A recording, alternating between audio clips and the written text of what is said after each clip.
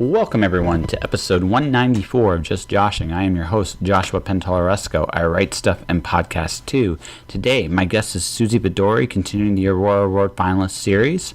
But also today is my 3-year anniversary of doing the podcast, so I thought I'd do something a little bit different.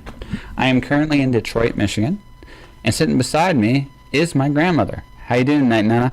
Oh, I'm pretty good. Yes. Pretty tired, but pretty good. So I haven't seen Nana in about 2 years. So this was really nice to actually come down and see her. So she made me a cake to everybody's like jealousy online there. So what have you been up to? Well, not really much. Babysitting my little grandkids, which gives me a lot of joy. At my age, I never thought I'd be a grandma again. So now I got them from 37 to 3 months. And I have one 3 years old, and I just love him to pieces. Yes, you spoil them. And then I got my granddaughter. I only have one granddaughter and 3 grandsons, so yeah, that's pretty good. Yeah, it's pretty good. So I like look at the whole pile of toys. I cannot help but feel just a little jealous of all the stuff I see over there. Well, it's a different story. Yeah. Than when you was 37 years ago. Yeah. Okay. Things have changed a lot. So. Yeah. No. Absolutely. So okay, I gotta ask this: what's your favorite toy? Because you got to have a favorite. Because you get to watch them play this stuff. I don't have any favorite, but I guess Elmo. For a while there, it was his favorite, so it kind of became my favorite. Yeah. So, I asked this really fun thing here, I guess. Noah, who is the 3-year-old we're talking about here? All right, he's probably one of your biggest joys in your life right now, isn't he? Biggest joys. Oh yeah, and now I got my little Samuel too. Yes. He's really cute. Yeah. Yeah. You've raised kids your whole life. It seems that way. Yeah. It seems that way. Whether I didn't raise them, my mother made me take care of them, so. Yeah. So you got your brothers, then you had your sons. Today is one of my brothers is when he passed away 2 years ago. It's kind of mixed day today, kind of sad, and every time I think about him, it kind of makes me very sad. Yeah. It's all good. Yeah, because. He was nothing wrong except he went for surgery and the damn doctors killed him. That's it's the way it is. That's the way it is. Yeah, that's the way it is. Let's see this real quick here. I didn't have a chance, did I? After Dad, Uncle Andrew, your brother, I don't know. No. And neither does Noah. No, I know he doesn't. Noah, he gets away with a lot more because. Well, now that I'm older, I see things different, but... You're a gentler, kinder grandmother. Well, I don't know if it's gentler. I was gentle with you. Oh, no, you're gentle. I was strict because I don't want you to do the wrong things. Oh, absolutely. And I don't want them to do the wrong things either. Oh, no. If I see that they're doing something wrong, I'm going to correct them. Yeah. And you still want to, and just folks, just for personal effort, this is probably, in my opinion, one of the toughest people I know, right here beside me. Tough as nails. Yes, very tough as nails, and kind of what I have to aspire to. I got a big heart. And that's your best. That's probably your best quality. Anyway. In the steamy Hong Kong night, something waits to breed. Kiss of the Cockroach Queen, the new pulp mythology book from Jim Jackson. Old-style pulp and Chinese mythology explode on the seedy streets of Hong Kong, and only one man can stop it. But he may not want to. Kiss of the Cockroach Queen. Available September 27th on Amazon. For more information, go to reallygoodstory.com. Kiss of the Cockroach Queen. So this is a very smoky day with Suzy Vadori, as Calgary looks like it's gonna rain and yet it has smoke in the air. It's kind of like the weirdest sky I've ever seen here. It's 10 a.m. and it's dark. Yes. Very strange. Ominous. yes, or foreboding and stuff, and bad things are going to happen. I'm going to cause trouble later. That's the foreboding anyway. So how you doing? Good. Yeah. Good to see you. Nice to see you too, always. So congratulations, this is your second Aurora nomination. Yes, I'm over the moon. Was really surprised this time to have the Westwoods be nominated, and really overjoyed that people enjoyed it. Yeah, I liked it. I'm not gonna lie, I did like the first one a little bit more. That's the way it is with first and second books. Yeah. Well, I figured out why, because I'm not gonna spoil anything, I promise, right? Because it was a prologue, right? In one sense to Fountain. So the ending felt like the beginning. Yeah, actually, that's exactly what it was. And there's but it's an interesting idea you've introduced there. Yeah, so the idea behind the series, and I always meant to write it this way, was really to, as a teen and in university, I read a lot of Robertson Davies, and so really inspired by the way that he writes trilogies. I don't like the story arc, or wasn't excited about writing the story arc sort of from beginning to end. So I wanted to write the series out of order, and write it sort of in different time periods and from different perspectives. Just out of curiosity, Yeah. Fifth Business?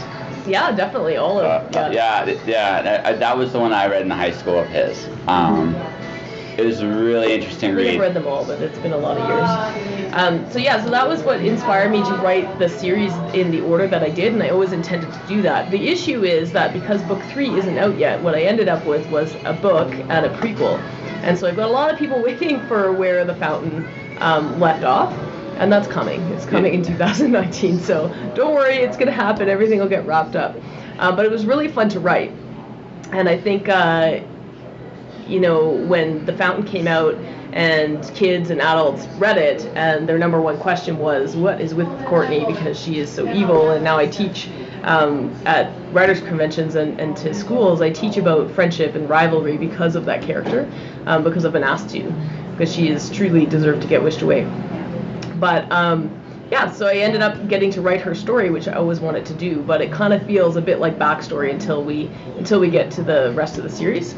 I think once book 3 is out, you'll be able to read book 1 and then either book 2 or 3 in either order. I don't think it'll matter. Now I'm curious. Yeah. I'm curious. But the Fountain is such an interesting device in your story.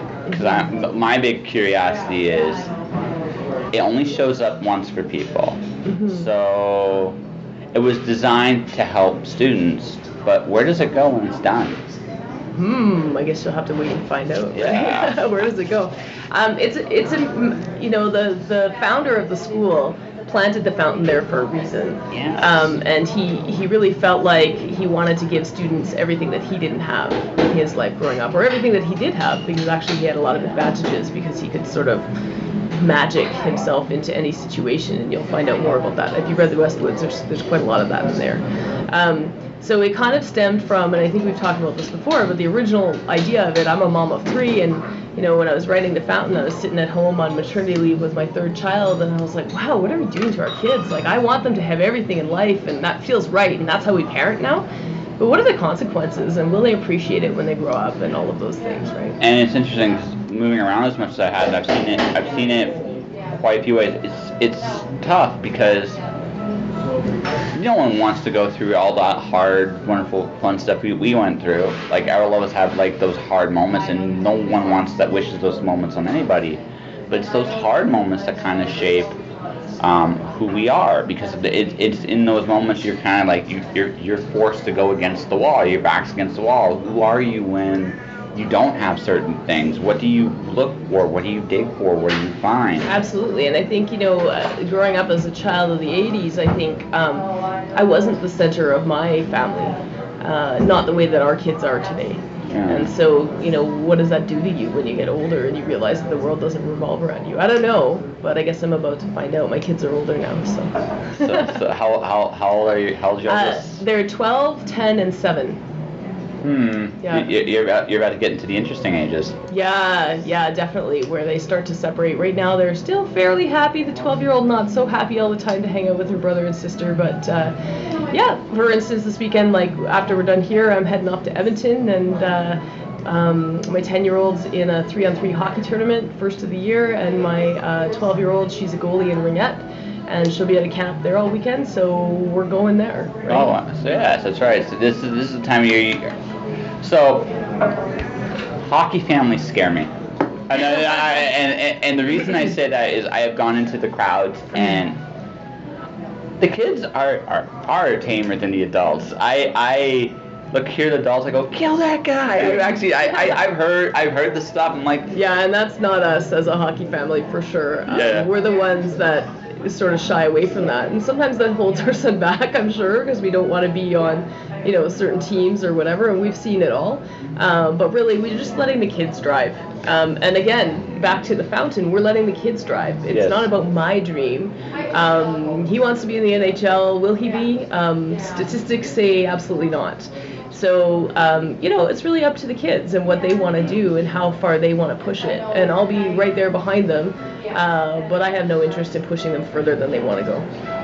Which is the right thing, because they don't really want to. Well, is it? I don't know. No, I'm letting them drive, right? And that's what I'm saying is, the fountain lets the kids drive, and the fountain lets the kids make the decisions, and that's how I parent, and I don't know how that's going to end up. Well, I think they'll appreciate it in the long run, because you're giving your kids the opportunity to succeed and also to fail, and there are lessons in both. We all need to on some level try and not make it and find that it's not for us, and those are very important things too, because it leads to doors to what is important to us, where we can go. If we're told, I've seen many. I grew up with friends and stuff that did not. It was always told, like, you have to live this way, you have to be realistic, you go this way and that way. And I see them older now. They might have more money than me, but in every other way, they're more miserable than I am. And I found that so strange. Whereas my dad, when he raised me, he's like, "What do you want to do?" "I want to write books." "Okay, good luck." And but go for it. And, I spent 20 years in a career that I loved. Yeah. In business, I did love it, but not the way that I love being a writer. Yeah. And if you'd asked me in grade school what I wanted to do, it was to be a writer. And somewhere along the way, that was not an option. It was never presented as an option. It was just not something that I ever thought could be monetized. So I didn't do anything with it. Yeah. Right? So, definitely pursue your passion. I'm much more aware of that. Yeah. I did ballet growing up because it's something that my parents wanted me to do. I never liked it once. And when my kids were small, and they, there's good things about it too. But when my kids were small, and they really, really wanted to do ballet, my girls, and I was like, no way. No. My husband pulled me aside, and he's like, hey, those are your hang-ups. They want to do it. Let them try it. They didn't like it either, which was good. And then they wound up, hockey parents, but dance parents. Oh my goodness. They both ended up in competitive gymnastics as well as regatta, the girls. And so, that's just the path that they found. And but I think they're going to thank you for that in the long run, personally. And I think your characters are also going to thank you for that in your book as well, because they're like, thank you for letting us do this. They do what they want to do, my characters, for sure. So, I don't think I've ever asked you this. Do you plot or you pants? Or these are a little bit of both? Oh, I think every book has been different, to be honest. Just the way that I've done it. When I wrote The Fountain, as I mentioned, I was on maternity leave, and I'd written lots of things, and I have so much business training that almost the creative writing has been beaten out of me. So my first drafts are lean. I'll do a first draft at 60,000, and hoping that the story will end up at 85 or when I'm done. So I kind of The Fountain, I definitely plotted and then quilted. So I did a plot, and then I did the scenes as they came to me and as I felt like doing them, and then I weaved them back together. The Westwoods was more plotted because it was so clear in my head where it was going, and I knew where it ended up because it ends up at the beginning of The Fountain. So that was helpful. And the series that I'm writing now, I'm pantsing more than I ever have. But it's a pure fantasy. So the Fountain series is magical realism. So there's magical elements, but you can still fall back on a lot of things. Whereas the new series that I'm writing, it's called The Stealth Star. Really, the whole world has to be created, and so as I learn things, it just is kind of creating a mind of its own. I still have a plot, I know where I need to end up, and I have certain scenes in my mind that I, again, wrote out of order. But I'm pantsing more than I ever have. And the other thing is, because I'm writing full-time now, pantsing makes more sense because you're doing it every day. I don't have to step back and make sure that my 4 hours that I have allocated tonight, because everybody's, nobody has activities and I have the time to write, I had to sort of keep it a little bit closer to my chest when I was writing the first 2 books. So it's gonna be interesting to see how it evolves. Like for me, when I do my prose drafts, right, they're like yours in the sense that they are very lean. They go to about 60,000. The story is important to get out. The skeleton doesn't have to be. Lord knows, I know that with the mad scribbling I've been doing. Right? Well, and I think you said that you don't know one major plot point yet, and you'll figure it out when you get there, and that's cool. Right? Yeah. Well, yeah. Well, actually, I don't even consider that that's actually a major point in the story, because I know what the story is actually really about, and I know the answer to that question. That's almost like the cake in my story. It's like, does that happen? Does it not happen? Does it matter? Not really. I'll figure that out. And because that's just like, well, let's see where it goes, right? Whereas fantasy is like high fantasy, like epic fantasy. No, it's not. No, it's YA romance, fantasy romance. Oh, okay. Yeah. Okay. Same genre, really, but just a little. But just that the world is more fantastical. It's not set in New England at a boarding school. It's set. So something more like Sarah Maas or Definitely, yeah. Yeah, something there, yeah. Yeah, Sarah J. Maas. Yeah. Yeah, definitely. Yeah. Her books, I mean, certainly the Court of Thorn and Roses is for a much older audience, so not going there. I don't think that works for what I'm trying to do in schools and for what I'm trying to do with the audience that I have today. But it'll definitely be 14 plus, but I think her books are 18 plus. And the court is absolutely for sure. Her other series, I can't remember the actual name, although the Assassin series. Yeah. That one. That's a YA series. That's a true YA series, and I'd say the Court of Thorn and Roses is new adult. Yeah. And that's hotly debated. It's something that I struggle with when I go into schools and I see that sitting on a 12-year-old's desk, Court of Thorn and Roses, and I sometimes tell parents, hey, do you know what's in that? And if you're okay with your kid reading it, just make sure that you're talking to them about it. I don't think that sex is necessarily represented in poor form. There's no there's nothing negative about it in those books, but I have a 12-year-old and she's not ready to read that. No. I'm not telling her she can't. I'll tell her what's in it, and she makes the decision. At least she didn't read. The first book I had with explicit sex in it was Rob Heinlein. I was a little. I don't know if did you ever read Rob? No, I didn't, but I talked about this a lot because it kind of shaped my want to go into YA, but I was reading V.C. Andrews when I was 11 and 12, which is totally incest and terrible, but all of us were reading it. Yeah, no.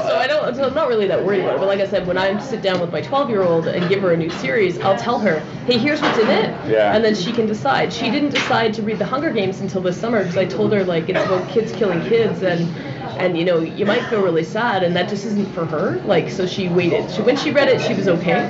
But I was like, when she was 10 and asked for it first, I'm like, okay, well, you can read it, but here's what it's about. Why don't you start with Percy Jackson and get a little bit desensitized to people dying and that type of thing in a more fantastical setting. I love how you put Percy Jackson. This feels tamer somehow. It's right here. I think I think it's less real. It's more in a fantastical world, and it's more.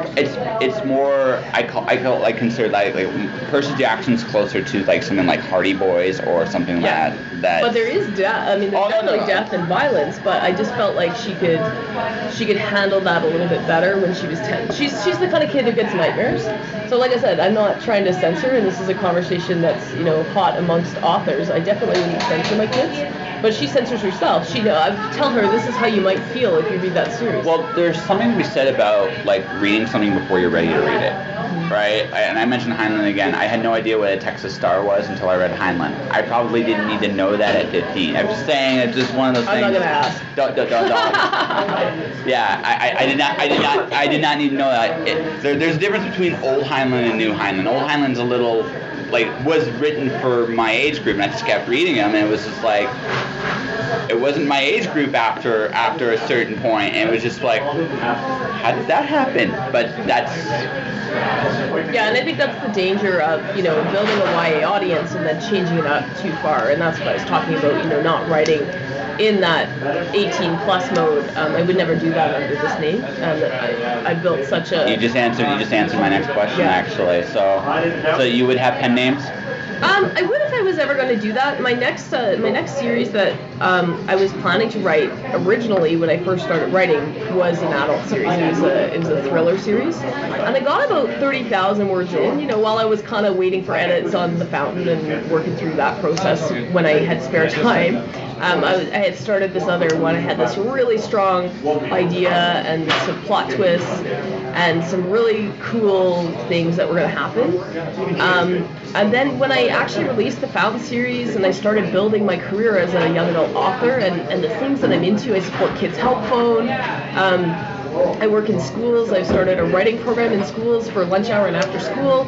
And it's so awesome and fun, and it takes so much energy to build that I can't even imagine. I mean, you'd have to write an adult series under a pseudonym because you wouldn't want people to pick it up that was inappropriate. And so I shelved that, and actually the germ of and I kind of noodled on it for a year or two, and I figured out how to make some of those elements.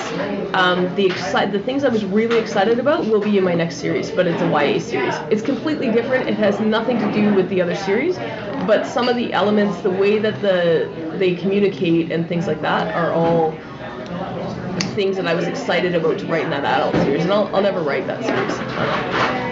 It's interesting because I've been debating, like, I tried doing a noir this year just to see if I could actually get into that headspace, and I could, but I looked at everything else I'm doing. I accidentally invented a board game. I have a comic book that kind of looks like a golden children's storybook, and then I have a noir story. One of these things. It's really hard, right? Like, yeah. And there are people who do it well, that sort of crossover, but I think just the way that, and we've talked about this lots on your podcast, the way that different people actually create their persona and create their author's career, how I've chosen to do it and what's playing to my strengths has a lot to do with me. Yeah. And people meeting me, right? And so I have to be out there, and so to have two different hats would be really tricky in the way that I'm choosing to do my career, I think. Also, in a way that some people don't have that issue if they're not in front of the public, right? Also, if I may be so bold to say, you enjoy who you are as a writer right now. Absolutely. Yeah. I'm really proud of it. It fits well with, the executive that I was until the spring. It fits well with my family. It fits well with who I want to be in the community in terms of volunteering and support. And it just all fits, and it feels right. And I think writing under a pseudonym at this point in time just doesn't appeal to me. The other thing is, I know a lot of authors in the community who are doing it. And that was inspiring, but a lot of them are pulling back from doing that I've seen. It's not. It's so hard. It's not. It's not only it's so hard. It's awkward. See, I met. I want to say. I want to make sure. I don't know if I get the. Adam Levine. I met him in Phoenix when I was in Phoenix, Arizona, and my kids would be impressed with that. Yeah. Nice guy, really nice guy, and he was publishing this book, and it's a young adult, but it's a horror base. He goes under he published it under a different name, and it's like, why did you do that? And he's like, I know I shouldn't have done that, but I did, and I'm sorry, and because it's I don't know how to be anyone but myself. I do not know. If I put, let's say I came up with someone like J.P. Daniels or something like that as a pseudonym. Now we know that's going to be Josh's pseudonym. That's totally right. Right. But I wouldn't. Who is that person? How would I be comfortable being that person? And the amount of depth that you have to put behind your persona, even doing conversations like this. I mean, that's how your books get found. And so if you're trying to spread yourself too thin and support two different personas, it's tricky. Yeah, I know one person that I know in particular is not sure writing-wise because of her other persona is doing so well, and I'm like, I understand that because that's just they feel very different. There comes a point when they just feel different, and then the one gets kind of put aside. And all this is going to sound like the persona is real for a second. All due respect to the persona, it's actually kind of not fair to that persona either, because it's not that they did anything wrong. You just became a different person, right? Yeah, so totally. Yeah. So you gonna come up with a new YA series next year, or are you? So it doesn't have a home yet. Yeah. So I'm looking for a home. So I'm pitching and querying. Yes. Yeah, it's back in the trenches now. Book 3 in the Fountain series is still coming out next year. Yes. But my strategy was, just because I'm hoping to find a bigger publisher for the next series, which I've worked with my current publisher. They're amazing, Evil Alter Ego Press. They've been super amazing working together. But distribution there consists of myself.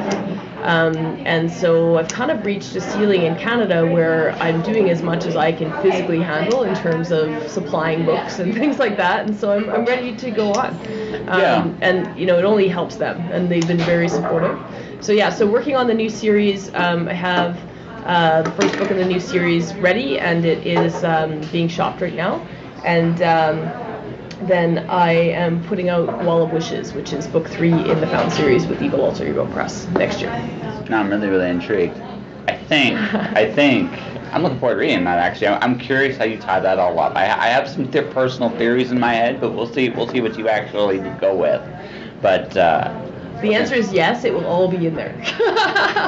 Not the way you think, but it'll be. I have this time travel parallel universe thing in my head with this actually. I know, it makes your mind explode, right? Yeah, it's like, that was part of the fun of the Fountain series, because it's like wish after wish and the unlimited power, and then you can erase history and you can change time, and only certain people know, and it was crazy fun to write. Actually, the person I'm most curious about at the end of all this is going to be Courtney herself, because the Fountain played such a huge role in shaping her in both books. Yeah, and I think that was one of the things that I really had to fight hard with my editor on in the Fountain. Not really a spoiler, but he wanted everything tied up in a bow at the end of the Fountain, because that's sort of the YA formula, and I didn't do that. Now there's more books, and I'm not saying it's not satisfying, but I think that the kids need to live with the consequences of their wishes, and just having something swoop in and having it all go back is never how this series is going to end. Just so that people understand. Too much has happened and too much time has passed, and erasing the wish actually erases lots of things that have happened, and so it gets complicated. No, it does. But she's the one character I'm actually most curious about, because I think out of all of them in that series, there's one other one I'm thinking about, and we'll talk about that afterwards. But she's the one that's going to be the most impacted by. She is the most impacted, and I think what's interesting is, she got her own book, and I wanted her own story to be heard, and what was really cool for me was, after reading The Fountain and how she acted there, people, I really wanted them to be able to forgive her in the Westwoods, and people haven't. So it's amazing. I got, some 5-star reviews from professional reviewers who said, I love the book. I don't think I've ever loved the book and disliked a main character more. It actually, and that's honestly, that was my reaction to it. Yeah. I respect. No, the thing is, I understood her. Yeah. I could empathize a little bit. And I think that's it. She said, I empathized with her. I understood why she was doing it. I love the story, and I still think she's a jerk. Yes. So it was kind of fun. So I think parts of it were successful, but I think in a different way than I expected. I think it ends up being a very different read for a teen audience than they're used to. And that's how, like I said, now I support Kids Help Phone and talk about rivalry and talk about resilience and how to deal with kids in schools. I never intended to do that, but that's what this book has done for kids, is it resonates with them, and they say, you know what, that actually feels like my school.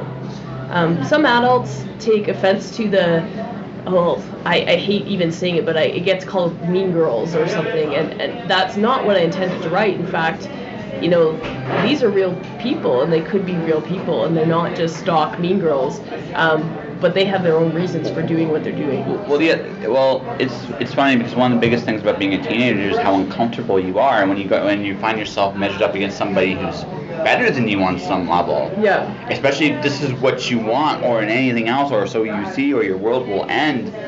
Well, that's where a lot of that hostility with Courtney comes from, and it's like, huh? And you can relate to that. Totally, right? and it gets below everything. Everything is larger than life when you're a teen, right? You're just trying to figure out how to live in your own skin, and I think that's been the most interesting thing for me is some adults who maybe have a trigger issue with Mean Girls or had that say, you know what, I just it's tough subject for me, right? And so it's not as enjoyable to read about. But I've never had that reaction from a teen. They say it feels like my school. So you're teaching kids how to adult. Congratulations. Well, I don't know. I'm still trying to figure that out myself. So I don't think it ever stops. I'm still not mature enough for Netflix. I'm still trying to figure that out. Yeah, exactly. Right. All right, Miss Suzy. I think we have an interview. So I think. When's your next book actually coming out? Like, do you have like a no feasible month? So I guess we promote the West Woods and how people can find you. Yeah. Okay. Oh, you want me to? Yeah. I could do it, but you too. All right, thank you, Josh. Oh, an opportunity to promote my books. Perfect. So yeah, the Fountain series has now been twice nominated for an Aurora Award, which Josh mentioned. The Westwoods is currently up, so you can still vote if you have time. With the Canadian Science Fiction and Fantasy Association. Thank you, guys.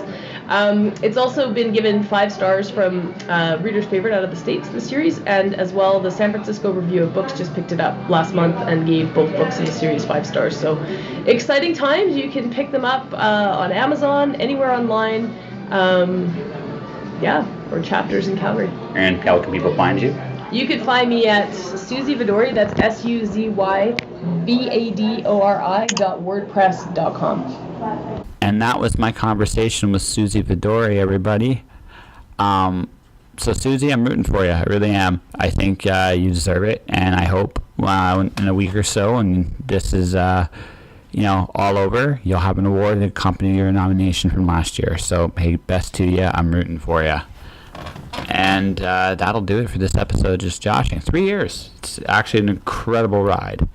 I want to thank everybody who's been a part of the show, who's listened to the show. You've all been great, and I really, really appreciate it. Thank you very, very much. And there's more to come. I'm almost at 200 now. I mean, 194 to 200 isn't that far apart. So thanks, everybody, for listening. Now, if you want to support the show, you can do the following. You can listen to the show on Podomac or iTunes. You can leave a review, a comment. You can subscribe to it. One of those 2 places. It will be available in more places, hopefully sooner than later, so more people can listen, subscribe, whatever. You can do that. You can buy my books, The Watcher, Storm Dancer, Wandering God, courtesy of MirabolePublishing.com. Miracle Publishing is a great little company out of Windsor. They gave me an opportunity. I always will be grateful for them. You should check out my work, other work there. I have a YouTube channel, Joshua Penteloresco. You should listen to me there.